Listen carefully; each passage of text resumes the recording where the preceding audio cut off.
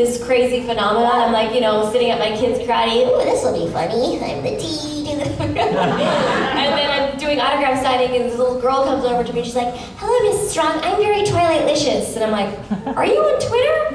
And she says, no, ma'am. It's a worldwide phenomenon. Okay.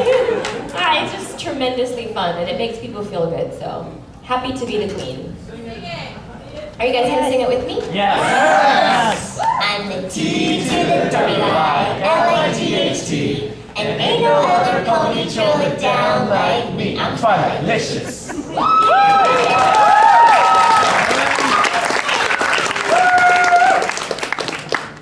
That is a somewhat exciting song. All right, yes, sir. Is there anybody that you haven't worked with yet that you just love to work with above like all of us? Ooh, it would have been nice to work with Mel Blanc, which can't happen, but I just heard he was really amazing to watch. But I've been really fortunate. I've really worked, there's not someone I could say, oh, that would be really cool. Not off the top of my head. I've been really lucky. Jodie Benson was my, you know, big dream one, so that was good. You don't have to put your arms up the whole time, folks. It's okay. She's not even choosing it. That falls on me. That way you don't hate her. Just like, Jack Spicer, you're a jerk. Then I did my job right. Okay, yes. If you had your own fairy godparents, what would you wish for? Ooh, good question. That's a good question. 10 more seasons. No, I would definitely keep that going a while. There'd be a million more wishes in that first wish for sure. Good question. These are nice. I like these questions. You gotta top that. You gotta be cuter or better questions. Get on it. Well, I saw a YouTube video of you at EmeraldCon when you were doing script readings. Yes. Would you go ahead and reenact for some of the people who might not have seen it when you were doing Bubbles Darth Vader?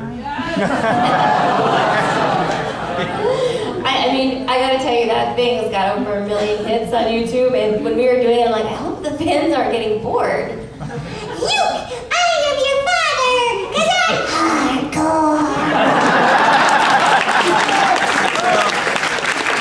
Bubbles is like being the best part of that show. All the things you hear and learn at AFO. Yes, sir. And he's like, oh, don't touch it. Oh my God, he'll yell at me. You're learning. Hi, Mr. Strong. So a lot of actors and stuff, just, I guess in live action medium, a lot of the directors and writers, they really contribute to the characters and stuff because they sort of create them. But the predominant force that creates and basically, I guess, defines the character is the actor. How much, as a voice actress, do you contribute to the characters, and I guess specifically Twilight? Well, it's so true that it's really collaborative, and the more creative you are, the more depth a character can have. And I remember like things like Raven, the character description seemed to be kind of like Kylie from Ghostbusters, like that dark. Yeah, so I was kind of going to go in that direction, but then when I did the audition, I realized it was close to Batgirl, and it's all the same people. And as I was leaving, I actually asked the director, can I come back? I got one more idea. And it was something that just came with me to do that role. And that was just like in the moment there. And I don't know if you guys saw 101 Dalmatians, but Spot the Chicken was the same thing, where she's like this crazy chicken that thinks she's a dog, and she's like so frenetic, and I literally called my mom right before I went in, and I'm like, would it be funny if every time she said a P or a B, she got stuck on it, and I'm like, you know, I can run up with the grilling jokes, so she can make references, like there was all these little things, and she's like, yes, that's funny. And for Twilight, when Lauren initially came to my home to do the pitch, actually in my home studio, I did Twilight and Pinkie Pie, and I think it was Applejack for the pitch. And she initially thought I'd be Pinkie Pie because it's essentially Bubbles.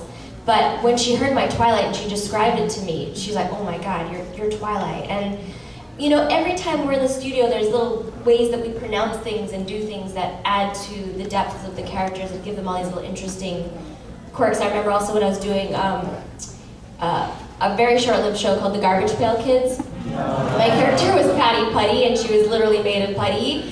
And I met a writer at a party later, and he's like, it's so much fun to animate to your voice, because the line was, in that case, would you please explain what's going on? I went, in that case, would you please explain what's going on? And they made her like, her like tongue like fly out. So it's definitely, we have a lot of room to be really creative to make it even better. You're in the blues, sir. Yes, let's meet halfway again. Two ships passing in the night. Okay, who's your favorite pony that's not in the main six and why? Derpy! Derpy! I love Derpy. I had a friend who came home with one of those from Comic-Con. He had to kill so many people to get it. Yes. I'm not even kidding. Those are hard to get. Those are only at Comic-Con, so. Nuts. Yes, sir. Yes, sir. No, I don't have a Derpy. I'm sorry. If that's what you're going to ask. Hi, first I'd just like to say I'm a huge Batman fan.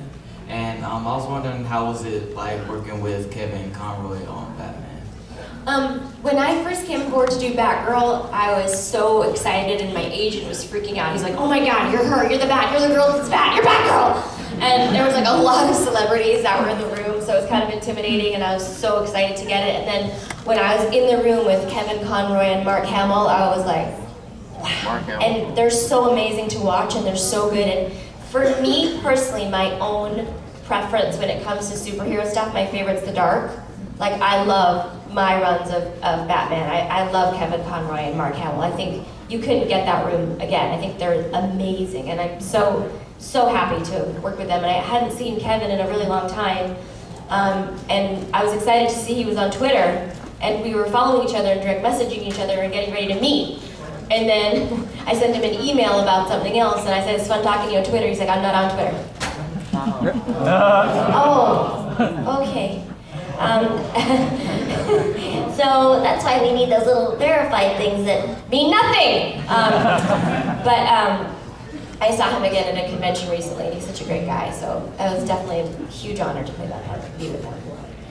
All right, you with candy corn on your head, yes. I'm just kidding, man. I'm just messing with you.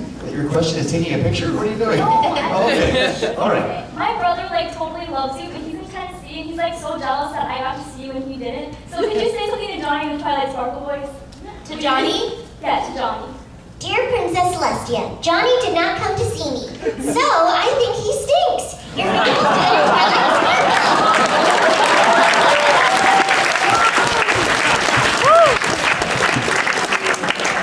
Tara Strong making family members jealous since 2002. Yes, you, sir. How would you overall compare voice acting in shows like My Little Pony and Powerpuff Girls to voice acting in video games? Well, like I said before, it's a lot more work and a lot more challenging because you're by yourself. Sometimes in video games you're ADRing to existing anime and things that have already been done, so that can be challenging because as the voice actor, you still want to give a great performance and you're matching lip flaps that are another language and still making it look good and still being in those acting beats. And I think the hardest thing is just being alone and you don't have the other actors to play off of, because it's really fun to play off other actors in a studio. Oh my God, I'm sorry. What? I'm sorry. What's the matter with you? Nothing's wrong. It's all okay. We're just gonna kill that Omi kid. What? You got terrified earlier. I'm worried about you. I don't want to freak you out again. Go over here. Really? Really? An actual question? Really not? Can I have another hug? Okay, all right, real question. Oh, if she wants to give me another. Okay. I have a question. Who is the youngest and the oldest voice actors that you have ever worked with? Oh, the youngest and the oldest. Ever in my whole life or right now? Like, most recently, like, do you think that just because you're a certain age that you don't think that someone should, like, try to voice act? Oh, no, I think or, that like, it's... I mean, I started at 13, but I could have started younger. And, you know, when you do shows like Chowder, I think Nikki was 10 when we started that show, and I've worked with kids younger than that, too. Actually, my own kids do a little bit and audition in my studio since they were little. And there's nothing really like a real cute little kid voice, so I don't think it's ever too young to start. And then certainly there's plenty of roles for older women too. So I met June Foray at the Andes this year, and she's the only woman to make me feel tall. And she's still got it and going, so I don't really think there's any age limit. Okay, can you do like Raven confessing her love to like Robin?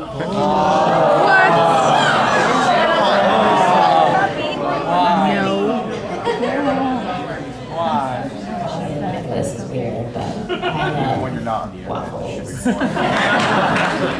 You kind of, sort of, in a weird way. But mostly waffles. And pizza. Sorry, go ahead. No, it's your show. I'm done.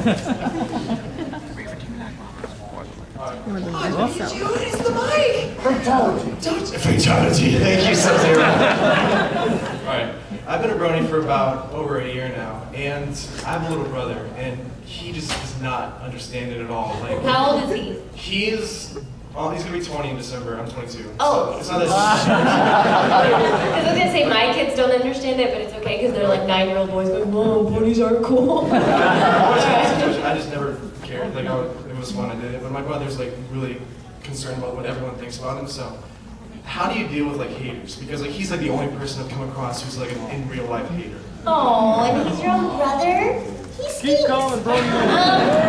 I get a lot of haters on Twitter, and certainly when we tell people about the documentary, their first reaction is negative. And the truth is, it's not a show made for girls. Lauren Faust, who created this version, made over 100 episodes of the Powerpuff Girls. Not for girls. It's for everyone, and her vision of breaking that stereotype and breaking that wall down, and people say, oh, it's a show for girls, it's dumb. So are girls dumb? No, it's a show for everyone, and I mean, you've got the Big Lebowski animated in the background of one of the episodes, and there's plenty of, funny things and things that people can relate to, and I would just say, you know what, I don't tell you what to like and not to like, and don't tell me what to like, because it makes me happy, and that's what matters. And I think if you can make someone else happy, your karma is so good. And I feel like the haters that put stuff out there and make people sad, it's their own karma that's gonna come back to them. And I just block them. I don't even listen to it because it's just it makes no sense to me. And just, if he doesn't get it, he's not gonna get it. But just say, I don't tell you what to like, so let me watch what I like.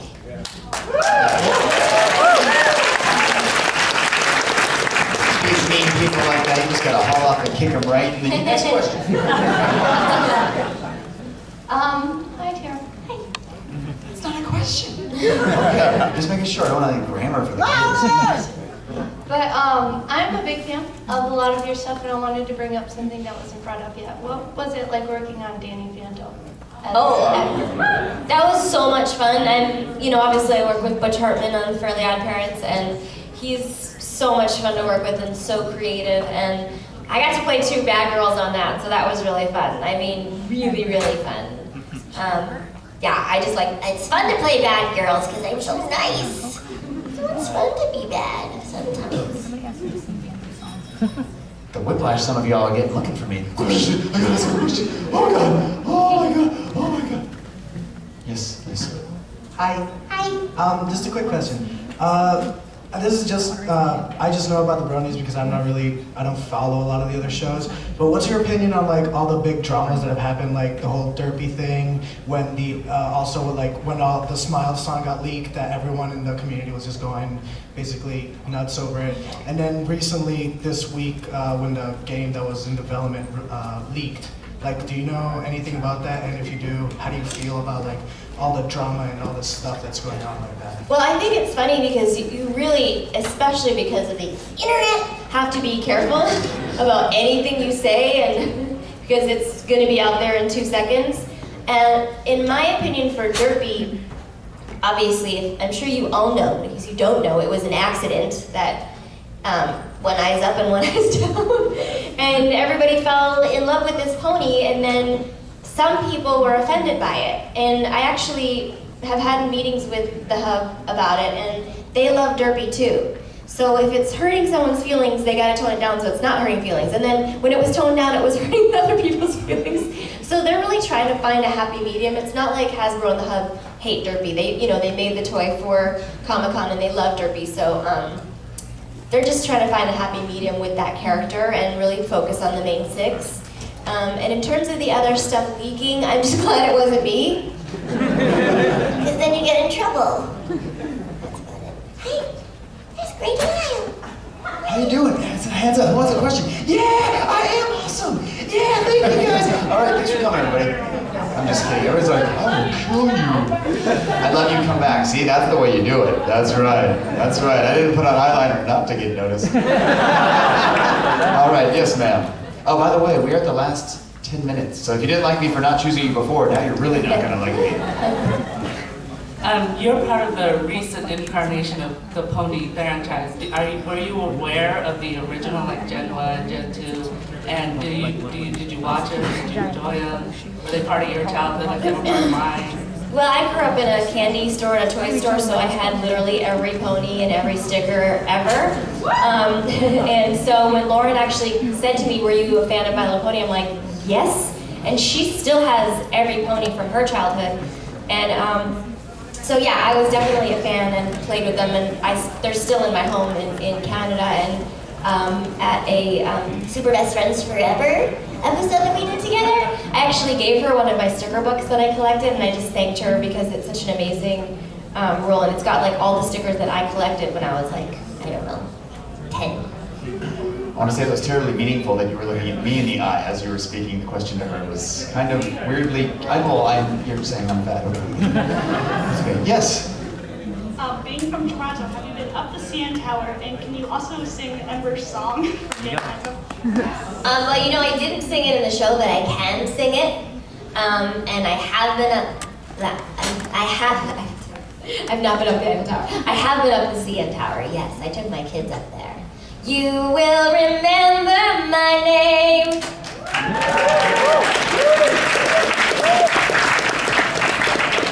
You know, the stash back here is pretty damn serious. Okay, so I have a question. Say you had the opportunity to create the concept for some new series or something, since you have a lot of experience with I'm not going to tell you. what would you do? I'm not going to tell you. You'll put it all over YouTube. And then I can't pitch it.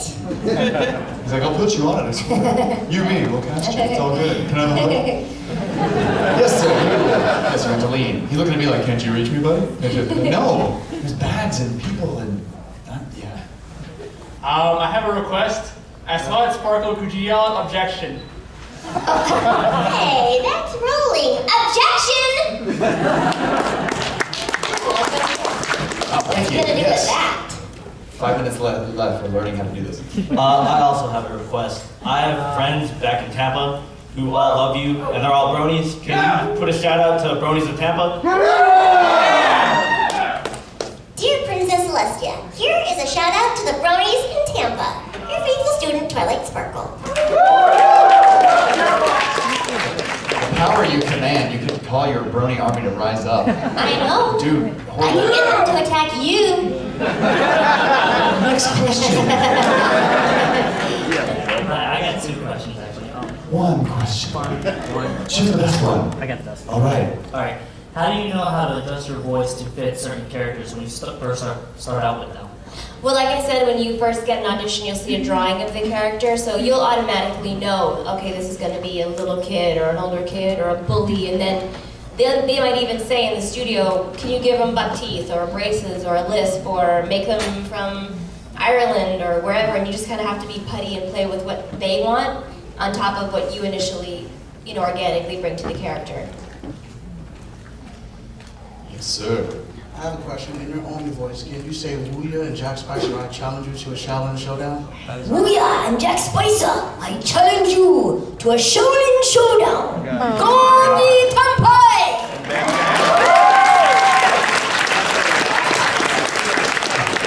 Best question all day. Thanks, man. That was awesome. I'm all excited like that kid.